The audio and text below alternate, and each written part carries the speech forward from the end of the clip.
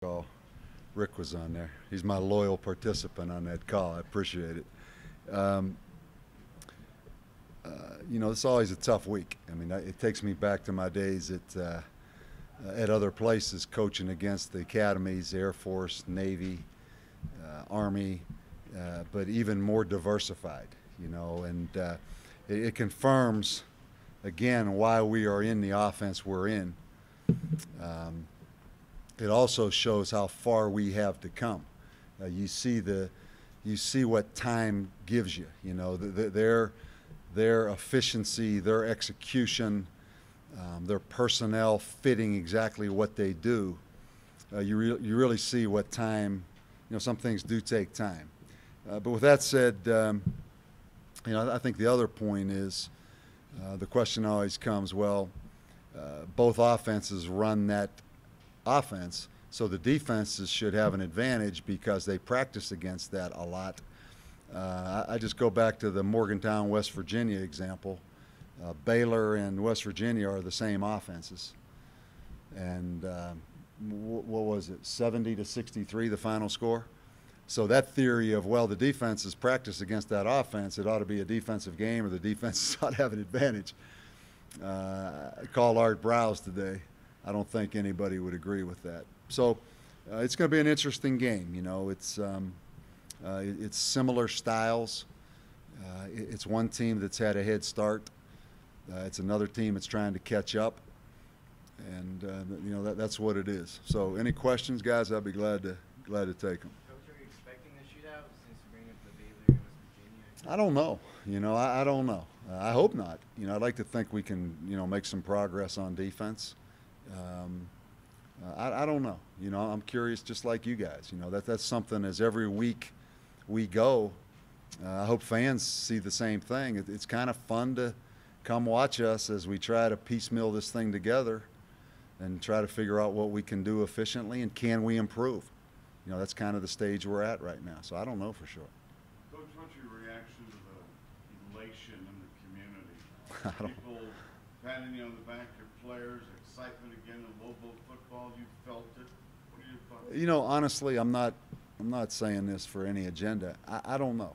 We've been, I came in Sunday morning at 9 o'clock after that game. We were up here till, I guess, 11 o'clock Sunday night, about 10:30 last night, 7, 8, 6 o'clock in the morning. So I don't know. I mean, I hope that's the case. The last thing I saw was when we walked off that field, there definitely was some energy.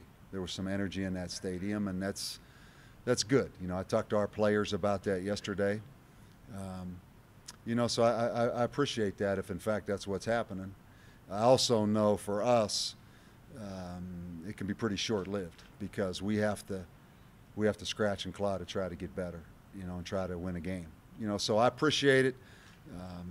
It's more still to me of what can this be 5 years from now or 3 years from now. I'm a little more, step by step in this process. So I know I appreciate that, but I also know we're not there yet to where we can say. Now, if people appreciate that we're playing hard and we're fighting to get better and we're trying to do the same things I talked about in the press conference when I took the job, that come out and appreciate this journey as we try to build this, then that's what it is. It's not like, well, they're building it now. We're still step by step trying to just go. Yes. Coach, when Cole is in there, not that it's any secret, I mean, is he on a game plan that's almost like a no-throw, or are you trying to work with him during the course of the season? You got a great point. That is that's the case with our team. Okay, for us to win, we almost have to be perfect. So in some ways, does that impede our development if you use Cole as an example?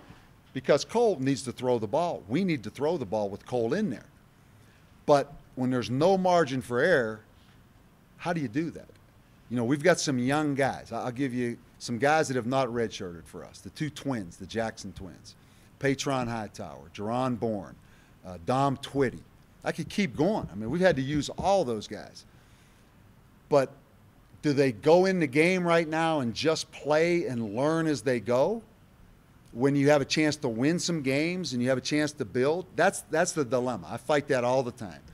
Is, you know, what's good for 2 years from now, and the balance of what's good for 2 days from now, right? And Cole's a great example of that. Cole should be throwing the ball more, developing as the game goes. We have to do that, but we also know right now that may not be in the best interest for us or Cole. So it's balancing that big picture of how we get better, but still do long-term, short-term, you know, how we do that. Coach, could you talk about slowing their running back? I believe he's like leading the country Really? rushing. Running back. Is he really? I didn't know that. I'll be honest, I did not know that. You know, we've been looking at it so schematically. I know they have a really good receiver, number 13. I know they have a really good receiver, number 6. You know, again, it's the element that we have of there's option football, but there's also a cutback off of it. You know, the old option teams, everything went fast. You know, the fullback took you here and everything went fast. With that back in the pistol, everything takes you fast, but that back can bend back. So there's one more element to the Air Force wishbone teams. So I'm looking at it more schematically. I'll go back now and really address exactly who's gaining all those yards. Huh? Yeah, good.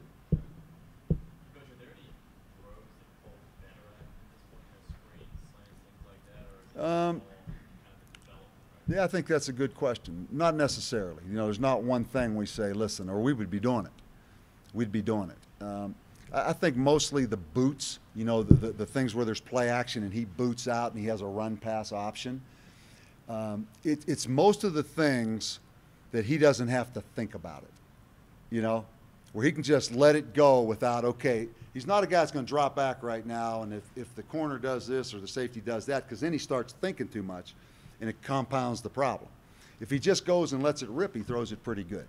So I'd have to say the stuff coming out of there on the play actions, and he has to make a decision right now. What do you expect out of this franchise team? Yeah, I think a lot of scheme. Run first, always the threat of option, and a lot of strategy. You know, that's Dennis. That's Dennis. You know, they're going to be well coached. They're going to be an execution team, but they're always going to have option football in there, because I think he's the same as I am, that he knows that's the great equalizer, and everything starts with that. Coach, you're 10th in the nation rushing offense right now. Are you pleased Wow. with the rushing game? Yeah, I mean, you have to be. I think we've rushed for over 300 yards 3 games.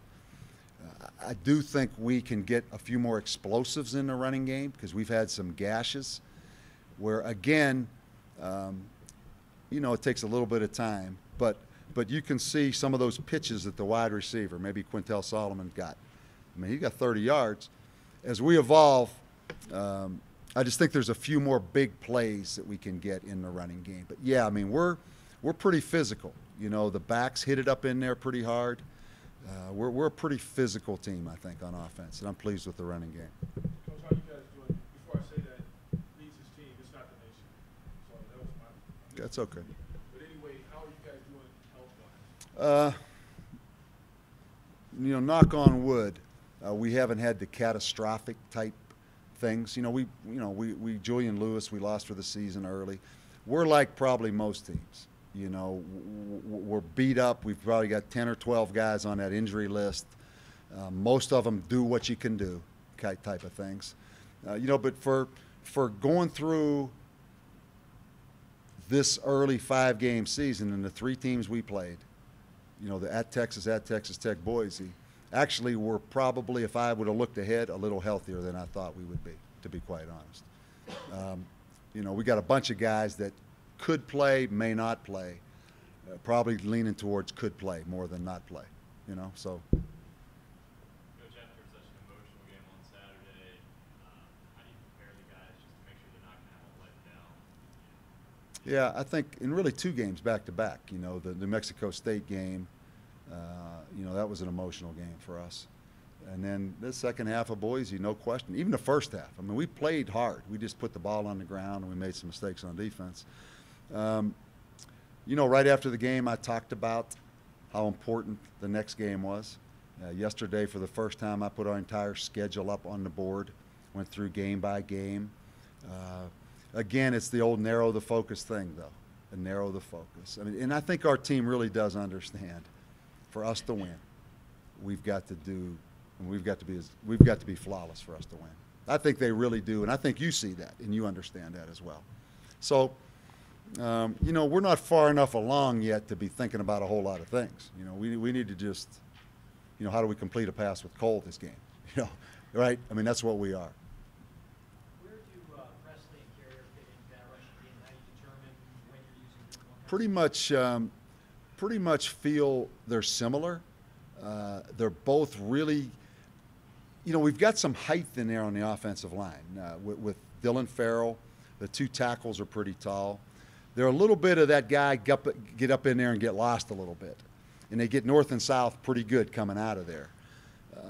But there's no real specific reason why one would be in as opposed to the other one. They're really pretty similar. What you said about the offensive linemen and progress that they've made on and off. Yeah.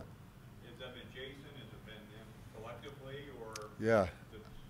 I think first of all, and you've heard me talk about this. I think the combination of Jason Lensmeyer and Derek Wareheim is as good as we could have ever hoped for. You know, Jason is, I think, does a tremendous job in just what you see: his personality, his development of players in all areas, camaraderie, building that into a unit. Derek's expertise is more.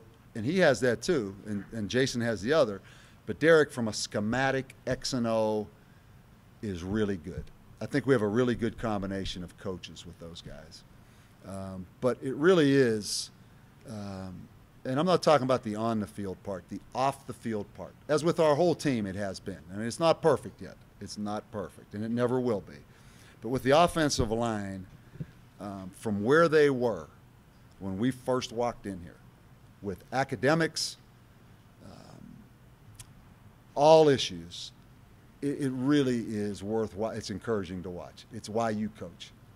You know, it's why you coach. To see guys mature, turn into men, you know, no off-the-field distractions with them, and they're getting better as a unit, you know. And that is so encouraging to see because they've come so far, so far.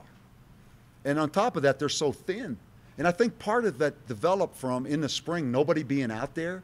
That was part of the message. Hey, it's us. You know, it's 7 of us or 8 of us, whatever we ended up with. And they've invested a lot. What concerns you most about Texas State? The single most thing is their operation on offense. You know, you're going to see a faster tempo of us trying to do what we do.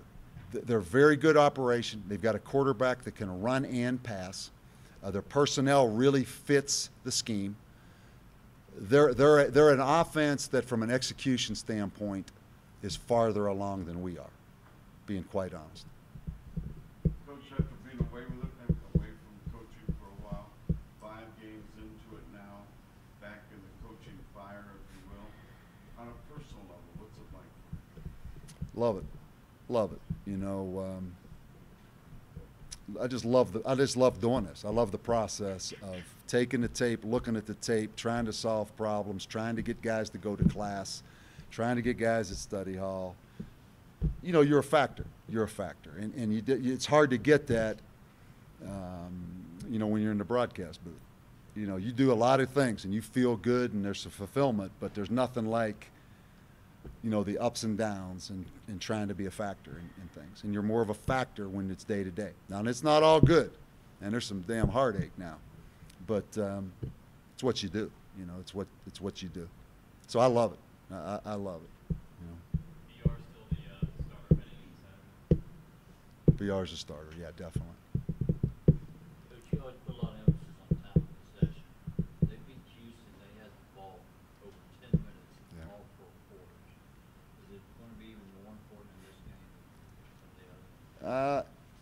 That's a great point. And they were unbelievable against Houston. I mean, they were really good. You know, you better take advantage of your possessions even more. But for us, we do it knowing we got to keep our defense off the field. You know, in this game, you may not just get many possessions because the other team's going to keep the ball. You know, so yeah, I mean, it's every possession, you better have some productivity with. Yeah. What would you say the morale of the team is at this point? I think it's pretty good. I think it's pretty good. You know, I do. I think it's good. I think we see that we have a chance. I think we also see to have a chance, we better get better. Okay? All right, guys. Thank you.